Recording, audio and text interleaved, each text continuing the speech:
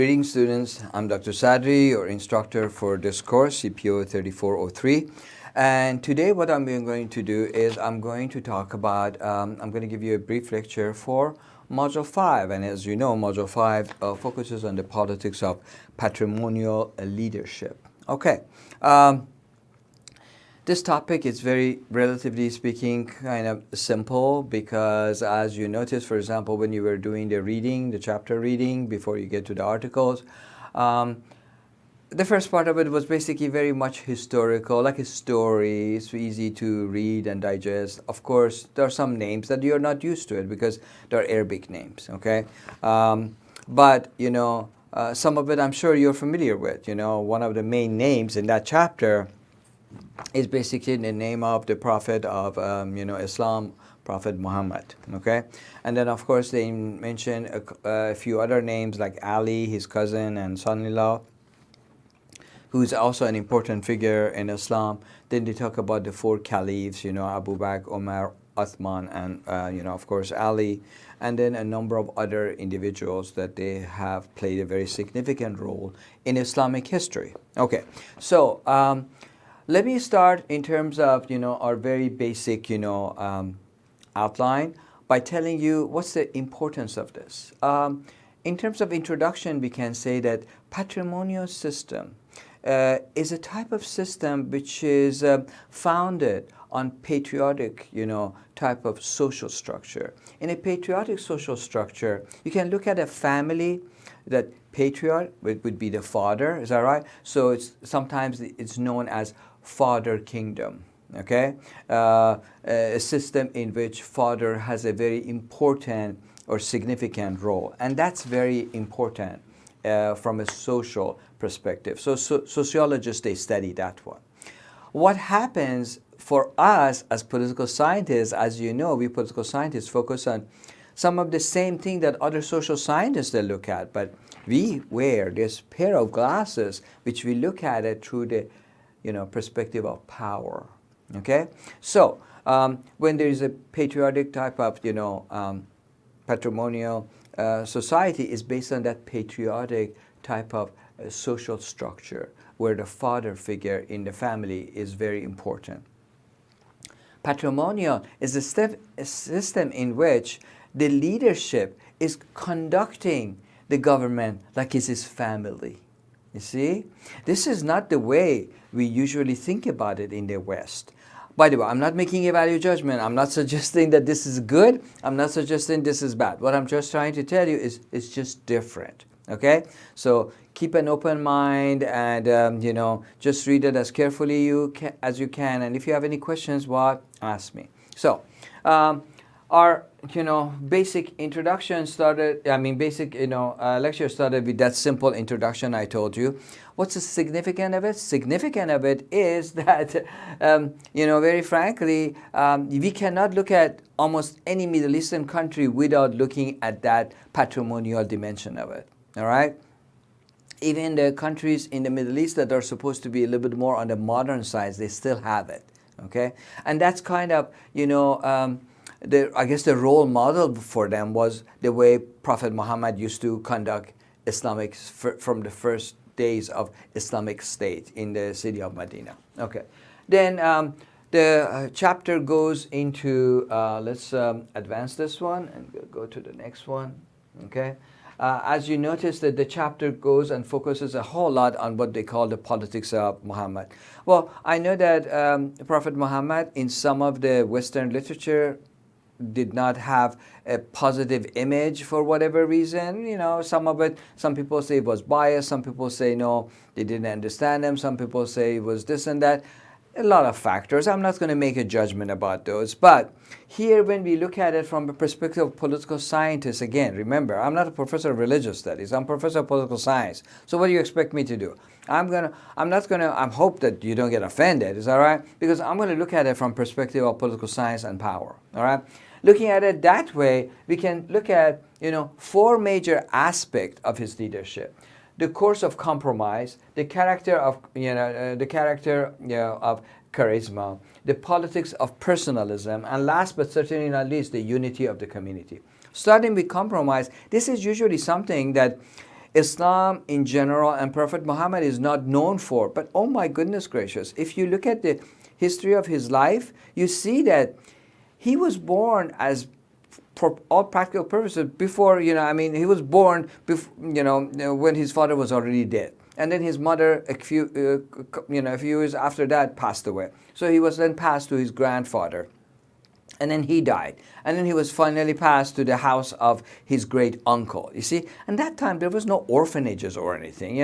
Family was basically providing you with what? Security. But one of the reasons he didn't learn, like some of the other children of, Abdul Muttalib, try to, read and write, was because he was basically, he was just like a little guest, around the table eating, You see that his cousin, Ali, that, he was in the house of Ali, is that right? As Ali's father was, he ended up being able to read and write because he was the son of the family. Of course he has to learn to read and write and this and that, you see. But Muhammad, no, he didn't. So, just because he was not, educated in that regard, it doesn't mean that you have to dismiss someone, because people sometimes have special skills, and he certainly did. One of the things about him was because, remember, he was a businessman, and he never said he's infallible. He never said he's more special than anybody else. He always said, I'm an ordinary person, like anybody else. And that's how he was connecting to people, okay? So, when sometimes issue came out to the notion of should we do this or should we do that, he was always going for a compromise. Like there was a time, one of the best example was when Islamic State in Medina was so strong that they could come and overrun Mecca. Is that right? Now why Mecca? Because he was from Mecca, and he wanted to make sure that the religion that he is advocating and everything spreads all over his own city. And that time, and I know that we live in in a country that has very high social mobility. We are born in one place, we go to school in another city, we get job in another state, we meet our significant others who is from another state. You see what I mean? We end up moving to somewhere else, having kids in somewhere. You see what I mean? Our society is very mobile. And that time people were born, grow, raised, get old, get married, get education, this and that, and finally die in their own city. That was not much of a social mobility, all right? This is something we take for granted, okay? So he learned the notion of compromise, and he did that. One of the other thing about him was when we look at, for example, Max Weber, he has a definition for what the notion of, charisma. People that doesn't matter if they're educated or not, but the way they handle themselves, oh my goodness, they're very impressive. Well, I wasn't there, but the people who write about Muhammad's personality, they say that when he was talking, he was very able to convince a lot of people, and people were listening to him. He was very empathetic, It was so. That shows a sense of what? Charisma. And we know that there are a number of leaders throughout our history that have had this, Some of our own presidents, like President Reagan had that type of things, President Kennedy, a number of different people. Again, I give you an example from Republican, one from Democrat, so everybody would be happy. Remember, I'm independent. Is that right? I don't even have a party. Okay, so then another thing is politics of personalism.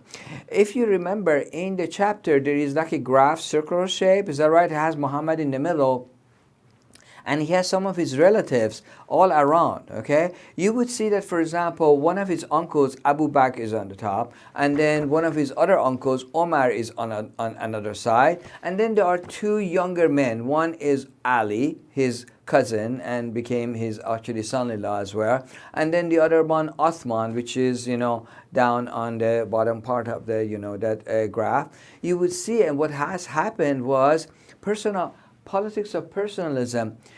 When his wife died, he married basically one of his cousins. And that time, this was very normal. Believe it or not, in parts of the Middle East right now, that still is a custom. That sometimes people, they marry, I know in U.S., we don't marry our cousins because we are worried about our kids. They end up having whipped, toes or fingers or something. But that sometimes they do to strengthen the family. Okay, so he married his cousin Aisha, the daughter of that distant uncle Abu Bakr. Okay, because Abu Bakr was a very well-known person in the tribe. So and he sees his position as lower than Abu Bakr, so he marries that. And then when she's away and things like that, and another wife he gets is from another big member of the his own tribe, Omar. Okay. Now, interesting enough, while he had married the daughters of people who are more prestigious than him and they have a higher tribal position and everything, to the younger people from the same tribe, like Ali and Uthman, is that right? The younger guys, is that right? He gives, his own daughter. To Ali, his famous daughter, Fatima, is that right? And, the Shiite, groups that, the 12 Imam Shiites, they come from that line.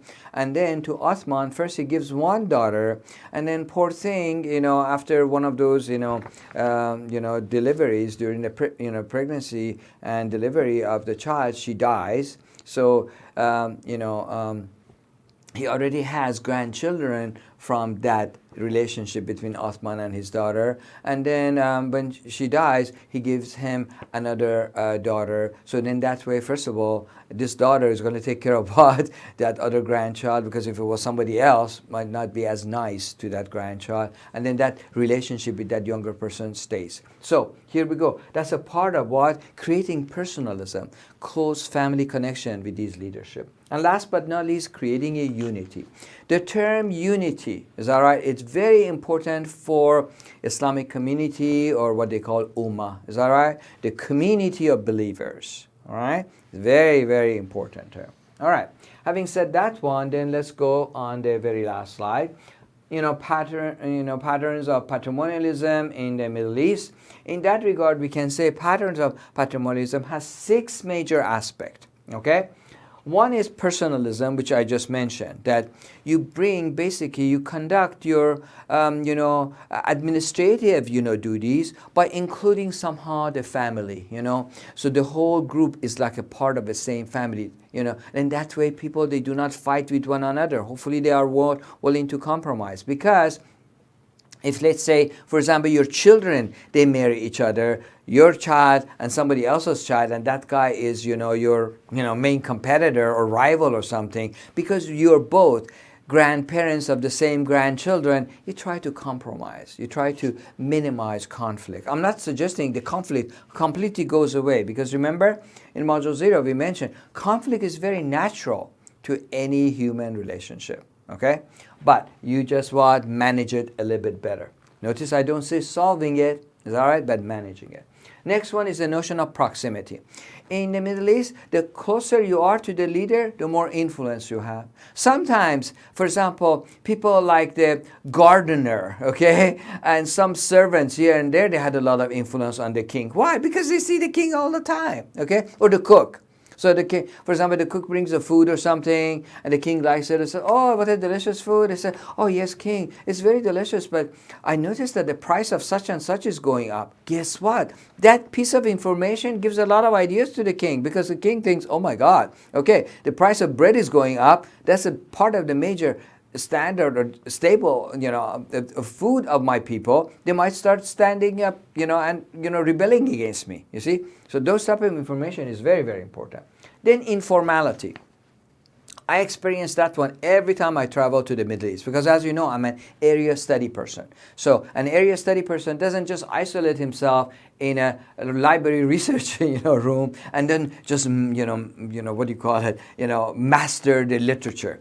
Of course, I have to do that to know who said what, but I actually travel over there. And one of the things I notice over there is many times I can see some of the top leaders in the community and elsewhere in the region, even some national ones, and the way they handled me and they connected to me was very, very informal. I was pleasantly impressed. In my face-to-face classes, I usually show some pictures and everything that what I've done and the people that I've met.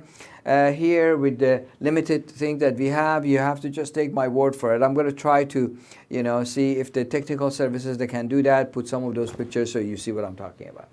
Next one is the notion of balanced conflict. A lot of Middle Eastern leaders have done that, which is to make sure that their own position is protected.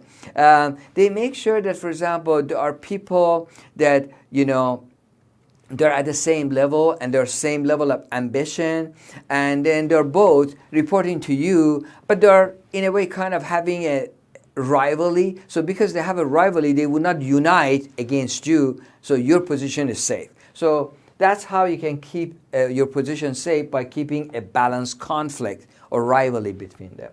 Next one is the military prowess. And here, this refers to a couple of things. Number one is, by military activities, of course, certain people, they get recognition. The leader himself can get recognition. Is that right? For example, while Muhammad was not too old to lead the Muslims for defensive purposes, or sometimes to go and conquer one of the cities or whatever, of course, if you're succeeding, you're bringing prestige to your group. But also, this is true about people that are followers of you, and they're what? They're trying to serve you. So you could what? Reward them. And the military service in itself was actually, an education. Is that right? So let's face it, at that time, not everybody would go to, grade school and middle school and high school and get, an associate degree and then get a BA, an MA, and PhD. Is that right? So that in itself was an education too. So last but not least is what we call the religious rationalization. And the rationalization of the religion was coming from what? Coming from their own religion. Is that right? Like some of the ideals of Islam. One of the ideals of Islam was the notion of brotherhood, equality. Why? Because it came to a society which was very, very divided. Okay? The rich was very, very separated from the poor. There were very, very few rich, or what nowadays sometimes we call the 1%. Is that right? And the other 99%, they were all equally poor. You see? That is not a recipe for success. That's a recipe for problems, instability, political problems. That's why throughout the ages, many leaders and political scientists and everybody else have always supported the notion of encouraging and promoting middle class, because middle class is the backbone of a society, brings a sense of what? Stability. Not just to our political system, but also to our economic system.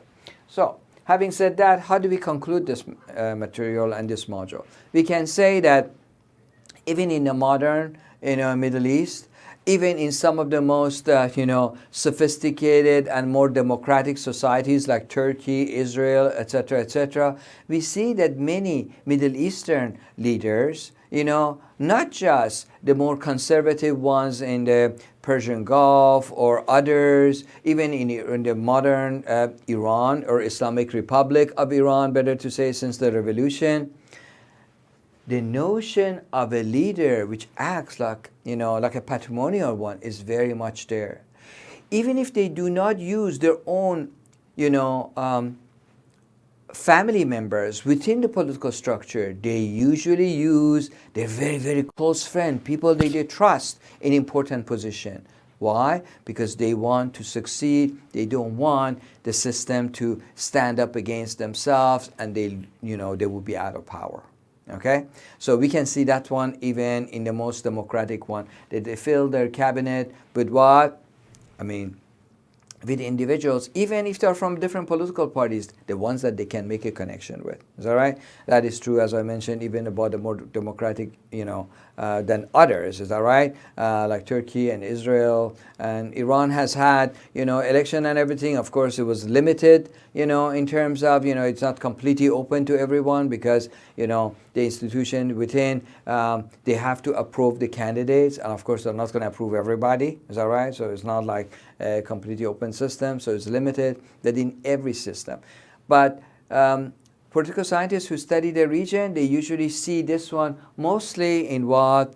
In the Arab societies and kingdoms of, for example, in Persian Gulf and in other regions. But you can find it, to be honest with you, in almost every single country. Not to the same degree, but in almost every single country. That's why we are studying it. That's why we did it in this particular module, so you have an understanding. Now, some of my colleagues, when I talk with them, they are focusing on American government or other parts of the world. When we sit and talk, guess what? We identify that actually elements of patrimonial, system actually even exist in what? In U.S. and in Europe and Latin America and Africa and other parts of the world, Asia and everywhere else. But in this particular case, we focus only on what? On the Middle East. I hope that the material is easier for you right now to digest after this shorter lecture, because we obviously have those longer lectures too. But I think this is a little bit better to put everything together. And if you still have questions, don't be bashful. Email me. I will be more than happy to help you. You take care. Bye.